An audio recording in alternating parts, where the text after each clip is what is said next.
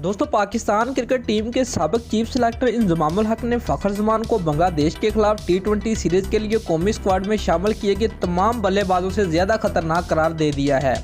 तफसीलात के मुताबिक इंजमामुल हक ने कहा कि फ़खर जमान तीनों तर्ज की क्रिकेट में कौमी स्क्वाड में शामिल किए गए बल्लेबाजों से कहीं ज़्यादा खतरनाक है।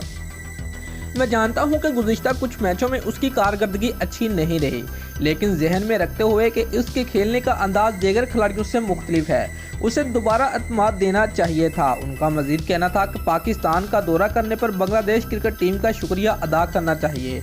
मेरा ख्याल है कि अगर वो 3 मरहलों की बजाय एक ही मरहले में मुकम्मल सीरीज़ खेलते तो बेहतर होता। मुझे यकीन है कि पाकिस्तान में क्रिकेट के जज्बाती मदाहों के बायस उन्हें बहुत लुत्फ़ आएगा। उनका मजीद कहना था कि उन्हें कुछ हैरत हुई थी क्योंकि उनके ख्याल में एक ही सीरीज़ के लिए इतनी तब्दीलियां दुरुस्त नहीं। मेरा मानना है कि सीनियर और जूनियर खिलाड़ियों के इंतखाब में तवाज़ुन होना चाहिए। उन्होंने कहा कि मेरे ख्याल से मोहम्मद हफीज़ और शोएब मलिक की स्क्वाड में वापसी अच्छा फैसला है, जबकि हारिस रऊफ को मुंतखब करने का फैसला भी दुरुस्त है। एहसान अली डोमेस्टिक क्रिकेट में उम्दा कारकर्दगी दिखाई है, इसलिए उन्हें मुंतखब करके ठीक फैसला किया गया है। दोस्तों, अगर आपको हमारी ये वीडियो पसंद आई है तो लाइक और कमेंट ज़रूर करें। शुक्रिया।